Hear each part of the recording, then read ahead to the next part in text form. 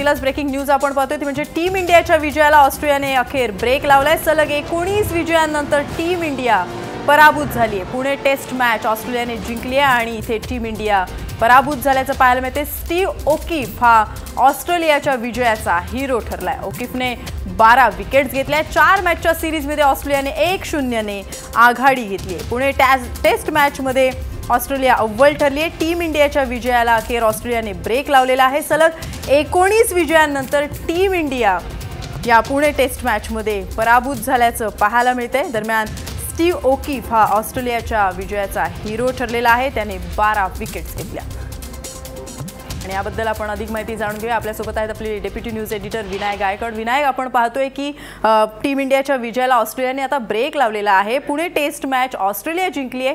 काय कारण आहे टीम इंडियाच्या या पराभवाची?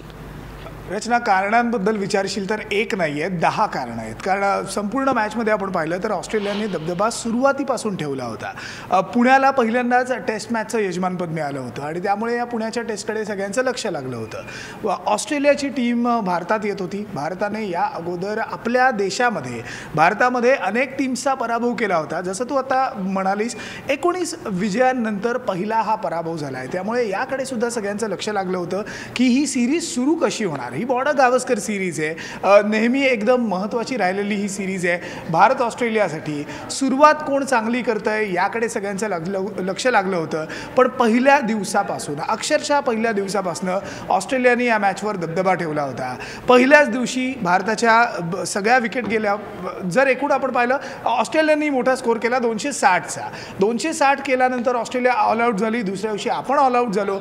बॅटिंग, बॉलिंग, फिल्डिंग या तीनही डिपार्टमेंटमध्ये भारताची कामगिरी अगदी सुमार झालेली आहे आणि त्यामुळे या मॅचमध्ये एक नाही 10 चुका आपल्याकडनं झालेल्या आहेत। या 10 चुकांचं जर आपल्याला डायसेक्ट करायचं झालं, विश्लेषण करायचं झालं तर सुरुवात आपल्याला बॅटिंगपासून करावी लागेल।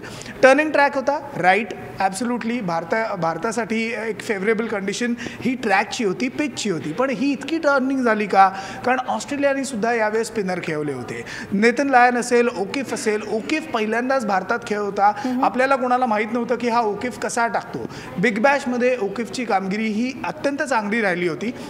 पण भारतीय बॅट्समनला माहीत नव्हतं की ओकीफ खेळतो कसा, त्याची बॉलिंग आहे कशी आणि तो काय कमाल करू शकतो। आणि त्याचाच दणका आपल्याला या पहिल्या टेस्टमध्ये बसलेला आहे। नॉर्मली असं होतं, ज्यावेळेस नवीन बॉलर असतो त्यावेळेस आपल्याला प्रेडिक्ट करता येत नाही, बॅट्समनला त्याला रीड करणं कठीण जातं आणि तेच ओकीफबद्दल आपल्याला झालं आहे। कारण ओकीफनी 12 विकेट घेतल्या आहेत, म्हणजे 2 वेळा अक्षरशः अर्धी टीम त्यांनीच गारद केलेली आहे। त्यामुळे ओकीफ हा या विजयाचा हिरो ठरला आहे ऑस्ट्रेलियासाठी, यात काही शंका नाही आहे। भारताबद्दल बोलायचं झालं तर भारताची बॅटिंग ही नेहमी आपली स्ट्रेंथ राहिलेली आहे। गेल्या अनेक मॅचेसमध्ये याच भारतीय बॅटिंगने कमालीचे स्कोर केलेले आहेत। कधी 400चे टप्पे पार केले आहेत, कधी 600चे टप्पे पार केलेले आहेत। त्यामुळे बॅटिंग जर बघायचं झालं, आपण बघतोय की नेमकी काय कामगिरी आहे। ओकीफनी या 12 विकेट घेतल्या। पहिल्या इनिंगमध्ये त्यांनी 6 विकेट घेतल्या, दुसऱ्या इनिंगमध्ये त्यांनी 6 विकेट घेतलेल्या आहेत। 35 रनवर 6 विकेट, 33 रनवर 6 विकेट, ही टेस्टची कामगिरी म्हणजे खरंच अत्यंत कमालीची कामगिरी मानली जाते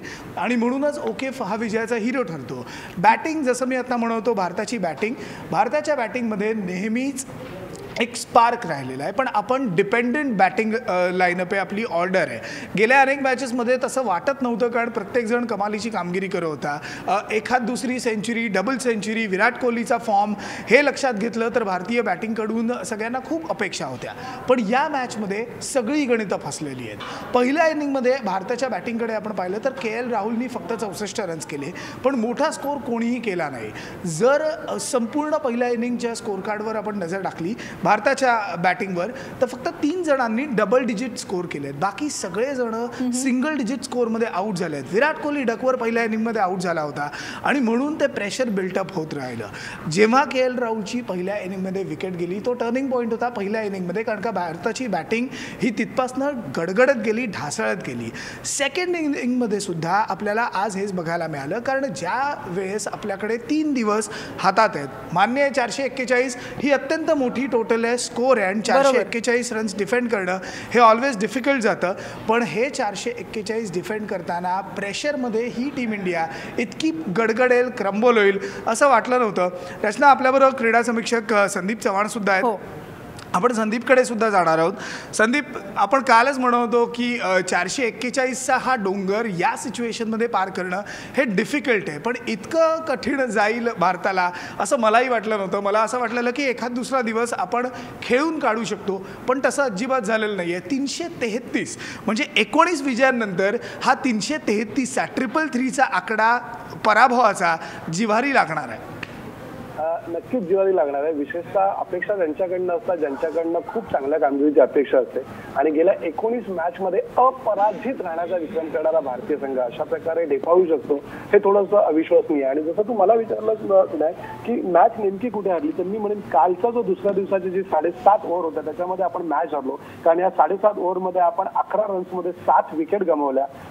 3/94 वरनं आपण 105 वर जेव्हा ऑलआउट झालो तिथेच खरं तर आपल्या विजयावर शिक्कामोर्तब झालं होतं. प्रश्न असा होता की आपण ही जी लढत आहे ही सन्मानजनक आपण पराभव स्वीकारू शकतो का आणि खूप आश्चर्यजनक निकाल लावून विजय मिळवू शकतो का. तर आश्चर्यजनक निकाल मिळवण्यासाठी, विजय मिळवण्यासाठी जे तुमच्याकडे कौशल्य लागतं ते दाखवण्यात भारतीय बॅट्समॅन पूर्ण अपयशी ठरले. कारण 20 खेळाडू ऑस्ट्रेलियाने बाद केले, त्यामुळे ते विजयाचे हकदार आहेत. ज्या पद्धतीने ते खेळले आणि जो धावांचा डोंगर त्यांनी भारतापुढे ठेवला होता दडपणाला पुरेसा होता. आणि एकंदरीत खेळपट्टीचं जर स्वरूप पाहिला, हात बॉल वळत होते आणि बाउन्स होता. आणि त्याच्यामुळे मला असं वाटतं की इथून भारताला जिंकणं अवघड होतं, पण किमान सन्मानजनक एक पराभव झाला म्हणतात तो तरी मिळवता येतो का, यासाठी भारतीय मैदानात उतरलं. आणि पराभव म्हणावं एकदा तुम्ही शिरलात की मग तिथून पराभव हा किती चांगला आणि वाईट असं म्हटलं तरी पराभव हा पराभवच असतो. आणि अखेर भारतीय त्याला सामोरे गेलेले आहेत. विनायक, ॲब्सोल्युटली संदीप, पण जर आता आपण पाहिलं या संपूर्ण दोन्ही इनिंगमध्ये, जसं तू आता बॅटिंगचा उल्लेख केलास, पण बॅटिंग, बॉलिंग, फिल्डिंग या तिन्ही डिपार्टमेंटमध्ये आपण काय फारशी कामगिरी चांगली करू शकलो नाही आहे. बॅटिंगमध्ये ॲब्सोल्युटली आपण सगळेच क्रम्बल झालेलो आहेत, सगळे बॅट्समन अपयशी ठरलेले आहेत. फिल्डिंगमध्ये ज्या टीमनी या अगोदरच्या मॅचेसमध्ये एक स्पार्क दाखवला होता आणि जी टीका सातत्याने भारतावर होते की भारताची फिल्डिंग ढिसाळ आहे, ती टीका खोडून काढण्याचं काम केलं होतं. या मॅचमध्ये तसं झालं नाही. स्टीव्ह स्मिथला 3 वेळा काल जीवदान मिळालं होतं. भारताची फिल्डिंग इतकी ढिसाळ होईल असं वाटलं नव्हतं, पण या विराट कोहलीच्या टीममध्ये ऑस्ट्रेलियासारखी एक दादा टीम जर समोर असेल तर प्रेशर कसं बिल्टअप होऊ शकतं, ही वल्नरेबिलिटी जी आहे ती आता आपल्याला बघायला मिळते. नक्कीच विनायक, म्हणजे एक तर आपण पाहिलं की भारत बॅकफूटवर तर काल गेलाच होता 7.5 ओव्हरमध्ये आणि त्यानंतर त्या दडपणाखाली सगळ्यात पहिलं प्रेशर जे आलं ते फिल्डरचं. आणि जर तू म्हणालात की कालच्या दिवसात स्मिथ 59 नापास होतं. म्हणजे जेव्हा तुमचा संघ 150 रन्सनी पहिल्या इनिंगमध्ये पिछाडीवर पडतो तेव्हा समोरच्या खेळाडूला तुम्ही 3 देता आणि त्याचा फॉर्मअप असलेल्या खेळाडूला देता. त्यावरून तुमच्या एकंदरीत मनोधैर्य जे आहे याचा काय म्हणतो एक पत्ता लागतो. आणि त्याचाच नेमका लक्ष भेद जो ऑस्ट्रेलियाने केला आणि वर्मी घाव लागणं ज्याला म्हणतात ते या टेस्टचं आपण वर्णन करू शकतो की बरोबर ऑस्ट्रेलियाने हेरलं की नेमकं भारत कुठे कमी पडतोय आणि त्या दृष्टीने त्यांनी आखणी केलं. आणि मला असं वाटतं की धावा अशक्य होतं आणि याही आधी ऑस्ट्रेलिया विरुद्ध भारताने अशक्य असे विजय मिळवले होते. त्यामुळे विजय सोडा, पण मी असं म्हणतो की जी फाईट द्यायला हवी ज्या पद्धतीने. सगळ्यात महत्त्वाचं म्हणजे खेळपट्टी तुमची होती, हवामान तुमचं होतं, तुम्हाला ह्या खेळपट्ट्या माहिती आहेत, इकडे IPLच्या मॅचेस तुम्ही खेळलेल्या आहेत. त्यामुळे प्रॉब्लेम संदीप पिचचाच आहे. संदीप प्रॉब्लेम हा पिचचाच आहे, कारण हे पिच आपण जर टर्निंग ट्रॅक बनवला असेल भारताच्या कंडिशनसाठी, आपल्या आवडत्या कंडिशनसाठी, स्पिनर्ससाठी हे जेव्हा टर्निंग ट्रॅक बनतात, कारण अश्विनची कामगिरी ही सातत्याने चांगली होती, जडेजा त्याला चांगली साथ देतोय. अशा कंडिशन्समध्ये ज्यावेळेस तुम्ही टर्निंग ट्रॅक बनवता तुमच्या फेवरेबल कंडिशन असतात आणि भारतीय बॅट्समन हे स्पिनर्सना भारतीय उपखंडात कमालीची कामगिरी करतात हे आपल्याला माहिती आहे. पण याच टर्निंग ट्रॅकवर ज्यावेळेस ऑस्ट्रेलिया स्पिनर्स खेळवते, नेथन लायन असेल किंवा स्टीव्ह ओकेफ असेल, या स्पिनर्स समोर तुमच्या फेवरेबल कंडिशन्सवर तुम्ही गडगडता, याला नामुष्की नाही का म्हणायची. मला मान्य आहे एकच टेस्ट आपण हरलेलो आहे, ही पहिलीच टेस्ट आहे आणि त्यामुळे फुल थ्रॉटलनी क्रिटिसाइज टीम इंडियाला असंही आपल्याला करता येणार नाही आहे. बट स्टील आपण आपली वल्नरेबिलिटी ही पुन्हा एकदा सातत्यानं दाखवतोय. नाही, याला नामुष्कीच म्हणता येईल. आणि जसं तू म्हणालास की याच खेळपट्टीवर ऑस्ट्रेलियाने सुद्धा धावा केलाच ना. 4.5 टार्गेट जेव्हा तुमच्या समोर ठेवलं जातं. बरं, विशेष म्हणजे ऑस्ट्रेलियाचे बॅट्समॅन हे आपण पाहिले श्रीलंकेत त्यांच्या कसा स्पिनरच्या समोर धुवा उडवला होता. त्यामुळे ऑस्ट्रेलियन प्लेअर हे स्पिनिंग अटॅकला तितकेसे परिचित नाही आहेत. असं असताना एक संघ 400च्या वर टार्गेट होता संघ 200ची धावसंख्याही उभी करू शकत नाही. हारागिरी पत्करणं ज्याला असं म्हणतात. म्हणजे असं मी म्हणेन की तुमचा सेनापती बाद झाल्यानंतर सैन्य सैरावैरा पळतं. तसंच झालं. विराट कोहली आपण पहिल्या इनिंगमध्ये 0 आउट झाला. म्हणजे विराट कोहलीबद्दल असं म्हणतात की भारतीय भूमीवर तो पहिल्यांदा 0 आउट झाला. म्हणजे आजवर 5 वेळा तो डक्कर आउट झाला, पण त्यातली एकही वेळ भारतीय भूमीवर नव्हती. तर मला असं वाटतं की विराट कोहलीकडनं ज्या अपेक्षा होत्या त्या अपेक्षा पूर्ण झाल्यानंतर संघ तिथरबिथर झाला आणि त्याचा फायदा जो आहे हा पूर्णपणे ऑस्ट्रेलियन संघाने उठवला. त्यात पुन्हा अजिंक्य रहाणे ज्याच्याकडनं खूप अपेक्षा, तुला आठवत असेल अजिंक्य रहाणेला इंग्लंड विरुद्धच्या शेवटच्या 2 कसोटीमध्ये इंजुरी झाल्यानंतर बाहेर बसावं लागलं होतं आणि त्यावेळी त्याच्या बदल्यात जो खेळाडू आला होता त्यांनी ट्रिपल सेंचुरी ठोकून सुद्धा केवळ विराट कोहलीच्या आग्रहाखातर अजिंक्य रहाणेला पुन्हा टीम मध्ये घेण्यात आलं होतं. अजिंक्य रहाणे 87चा स्कोर करून बांगलादेश सुद्धा आपली निवड स्वार्थ ठरली होती. परंतु आज या अशा खेळपट्टीवर अजिंक्य रहाणेकडनं सुद्धा खूप मोठ्या कामगिरीची अपेक्षा होती. किंबहुना खेळपट्टीवर त्याच्याकडनं उभं राहणं अपेक्षित होतं. परंतु मी म्हणेन की आज भारताने टेस्ट नव्हे तर 2दा T20ची मॅच खेळली. अशा पद्धतीने ते आऊट झाले. काही विकेट जे त्याचं श्रेय खरोखर बॉलर्सला आणि ओकीफला द्यावं लागेल. परंतु काही विकेट या भारतीयाने त्यांना ज्याला असं म्हणतात आदरतिथ्य जे आहे भावनाला दुखवायचं नाही याने केलंय. आणि ओकी बद्दलचं बोलायचं झालं तर खरं तर हा ऑस्ट्रेलियन क्रिकेटमधला सगळ्यात दुर्दैवी बॉलर समजला होतो. पोस्ट शेन वॉर्न एरा जो आहे, शेन वॉर्न नंतर जर तू ऑस्ट्रेलियाच्या फिरकी माराकडे बघितलं तर देशांतर्गत स्पर्धेत या ओकीफने प्रचंड विकेट मिळवल्यात, पण आंतरराष्ट्रीय पातळीवर मात्र त्याला तितकंसं यश मिळवता आलं नव्हतं. त्याला पहिली आंतरराष्ट्रीय संधी सुद्धा UAE मध्ये 2014 मध्ये मिळाली होती पाकिस्तान विरुद्धच्या मॅच मध्ये. आणि आजवर त्याच्या नावावर फक्त 14 टेस्ट विकेट्स आहेत. आणि अशा खेळाडूकडे जेव्हा भारतीय संघ जो आहे शरणार्थी बघतो तेव्हा ती खरोखर संघासाठी आणि विशेषतः विराट कोहलीसाठी चिंतेची बाब आहे. त्यामुळे एक नक्की विराट कोहली खेळला तर भारतीय टीम चल पडी असं म्हणायला हरकत नाही, पण तो थांबला की संघ ढेपावतो हे आजच्या या मॅच होणं तरी असं दिसून येतं असं म्हणायला हरकत नाही. ॲब्सोल्युटली. संदीप, तू एक महत्त्वाचा मुद्दा उपस्थित केलास आणि तो म्हणजे अजिंक्य रहाणेचा. कारण आता रहाणेवर जोरदार टीका होते सध्या. रहाणेबद्दल जर बोलायचं झालं तर रहाणेनी 13 आणि 18 हे काही रन्स नाही आहेत रहाणेकडनं अपेक्षित असे, पण अजिंक्य रहाणे हा इंजुरीनंतर परत एकदा आलेला आहे. पण रहाणेचा सध्या टीममधला हा फॉर्म, टीममधली जागा यावर सुद्धा आता प्रश्नचिन्ह उपस्थित झालेलं आहे. डिफिकल्ट सिच्युएशन अजिंक्यसाठी यापुढे? अवघड सिच्युएशन नक्कीच आहे, कारण विजयाला खूप जण श्रेय घेण्यासाठी पुढे असतात पण पराभवाला बाप नसतो. आणि जेव्हा पराभव होतो तेव्हा त्याचं खापर फोडण्यासाठी प्रत्येक जण बकरा शोधत असतो. आणि या टीम मधल्या 11 जणांमधला जो पहिला बकरा कोण जर शोधला जाईल माध्यमांकडनं, क्रिकेट पंडितांकडनं आणि खुद्द निवड समितीकडनं तर तो म्हणजे अजिंक्य रहाणे.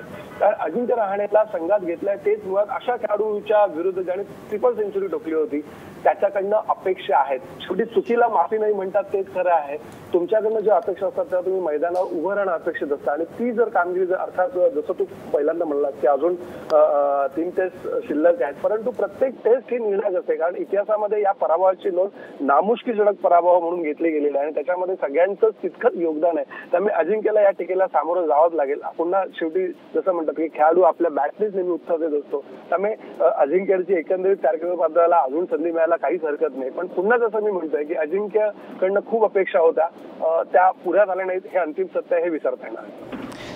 ॲब्सोल्युटली. आता बघायचं आहे नेमकं काय होतं आहे. पण ठीक आहे, आपण पहिल्याच मॅचमध्ये खूप टीम इंडियाला क्रिटिसाइज करू नकोया, कारण टीम इंडियाचा परफॉर्मन्स खराब झाला यात काही दुमत नाही आहे. पण याच टीम इंडियाने या अगोदरच्या 19 मॅचमध्ये विजय मिळवला होता. अनफॉर्च्युनेटली पहिली टेस्ट ही भारताने आता गमावलेली आहे. 4 टेस्टची ही सिरीज आहे. बघायचं आहे या टेस्टमध्ये काय नेमकं पुढे आपल्यासमोर वाढून ठेवलेलं आहे. पण थँक्यू व्हेरी मच संदीप या संपूर्ण एकूण विश्लेषणाबद्दल. पण बघा, आपण ॲनालिसिस तर केलं, आपण या टेस्टबद्दल बोललो, पण भारतामध्ये क्रिकेट सगळ्यात जास्त कोणाला कळत असेल तर सर्वसामान्य क्रिकेट फॅनला. कारण भारतात क्रिकेट हा अक्षरशः धर्म आहे आणि त्यामुळे हेच सर्वसामान्य क्रिकेट फॅन्स या भारताच्या पराभवाबद्दल नेमकं काय म्हणतायत ते सुद्धा आपण पाहूयात. बहुत ही बकवास मैच हुआ, घटिया विकेट थी. शायद पहली इंटरनेशनल मैच थी पुणे में, इसलिए शायद उनको बनाना नहीं आया विकेट कैसे बनाना है. अदरवाइज बहुत ज़्यादा एक्सपेक्टेशन थे इंडिया टीम से, क्योंकि अभी रिसेंटली इंग्लैंड को हराया था तो हमें लगा कि ऑस्ट्रेलिया को भी इजीली हराएंगे. बट बहुत ही घटिया बैटिंग की. बॉलिंग अच्छी हुई हमारी बट बैटिंग बहुत ही घटिया थी. देखने तो अच्छी मैच आए थे पर ठीक है, इंडिया को एक सेटबैक जरूरी था इतने बैक टू बैक सीरीज जीतने के बाद. होप टू सी कि आगे और अच्छा खेले इंडिया. मैच तो देखने आए थे और बड़े उत्साह से आए थे, लेकिन निराशा है कि हमारी टीम यहाँ पे हार गई है। लेकिन और भी हमारे पास मौके हैं। बाकी ये है कि हमारे बैट्समैन जो चल नहीं पाए, जो बैटमैन है हमारे वो चल नहीं पाए यहाँ पर। बाकी बॉलरों ने बहुत मेहनत की है, लेकिन कोई बात नहीं, जब दो पहलवान लड़ते हैं तो एक हार ही जाता है। बाकी हमें इंडिया से पूरी उम्मीद है और आगे हमारे पास बहुत सारे मौके हैं, तो निराशा की कोई बात नहीं है। कई बार ऐसा हो जाता है, कोई दिक्कत नहीं। निराशेची काही गोष्ट नाही आहे, यानंतर बघूया काय होतंय। पण रचना दोन वेगवेगळ्या प्रकारच्या या प्रतिक्रिया होत्या। एकाने सांगितलं की बहुत ही घटिया मॅच थी आणि बहुत ही घटिया पिच था, त्यामुळे जो क्युरेटर असेल पुण्याच्या पिचचा त्याला आता जाम शिव्या पडणार, यात काही आपल्याला दुमत नाही आहे। कारण भारतामध्ये क्रिकेट फॅन्स हे असेच वेडे असतात, कारण एकदा आपण जिंकलो की आपण सगळ्यांना डोक्यावर घेतो, एकदा आपण हरलो की आपण आपल्याच क्रिकेट स्टार्सना पायदळी तुडवतो। पण बघूयात पुढच्या 3 टेस्टमध्ये टीम इंडिया कशी कामगिरी करते। Hope for the best.